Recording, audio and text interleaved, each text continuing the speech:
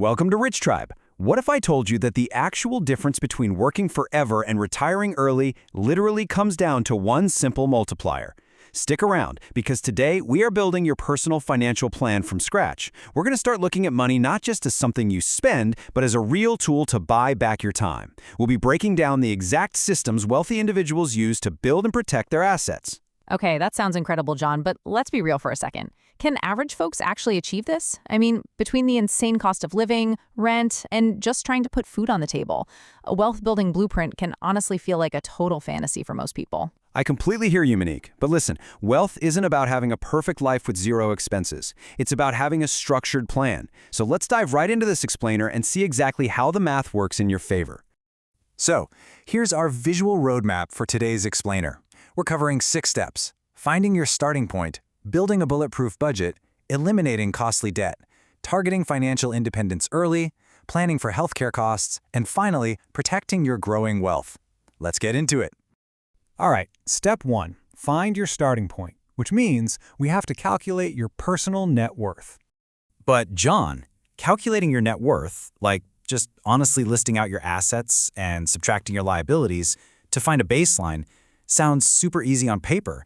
Yet I know so many people who calculate that number, get all motivated, set this vague goal to save more, and then completely fail at the initiation stage. Before the month is even over, the whole plan falls apart. How do we actually set goals that survive contact with reality?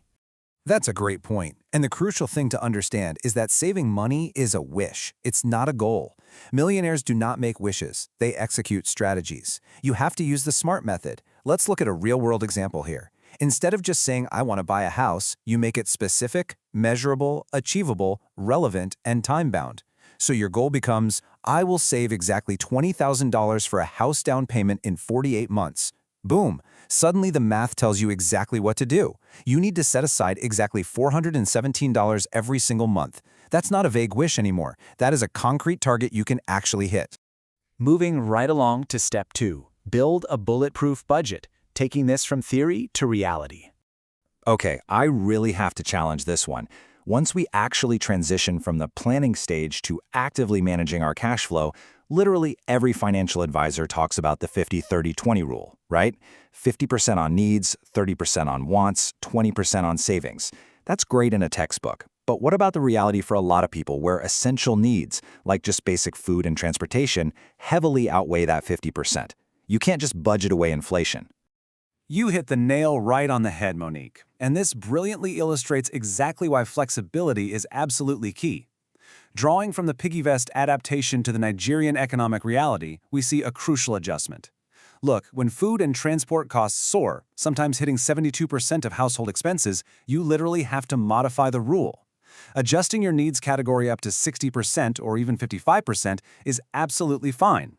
The millionaire's mindset isn't about sticking rigidly to some outdated textbook. It's about making real-life adjustments while fiercely protecting that 20% savings bucket.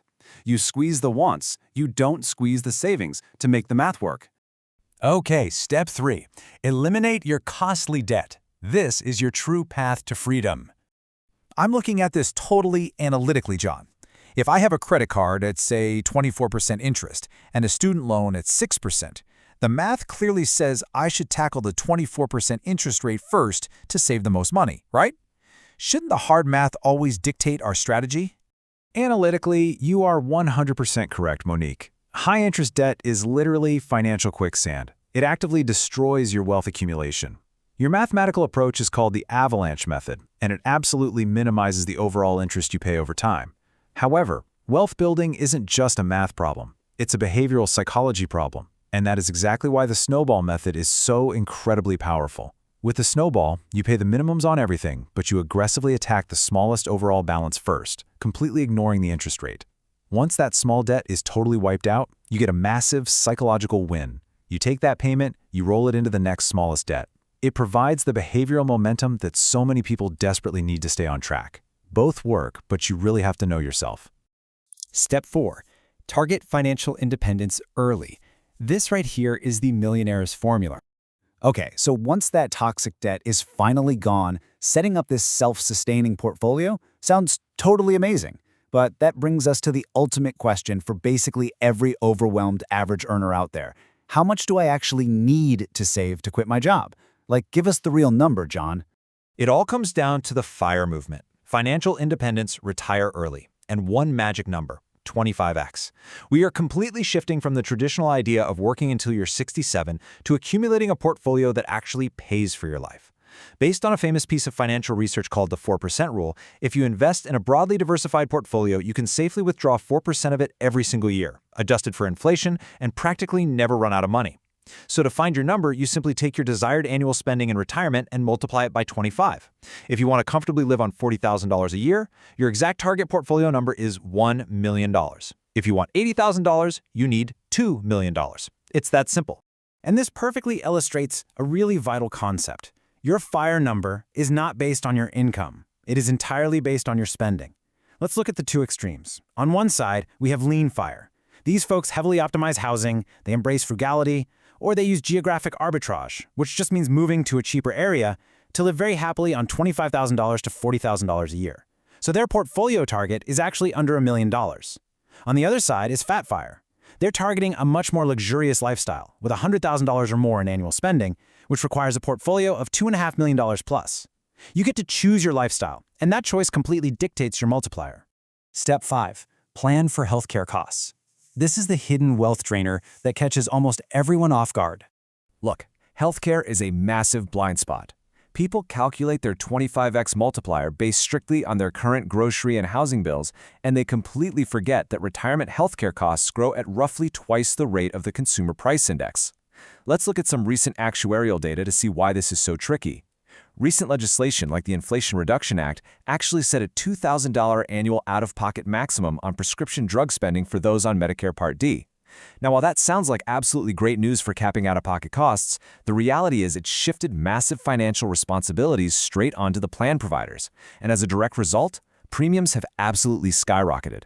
In some cases, 2026 premiums will be over 50% higher than they were in 2022. Okay, percentages and premium hikes can feel a bit abstract when you're just trying to plan. What does that actually look like for a retired couple in literal dollars and cents?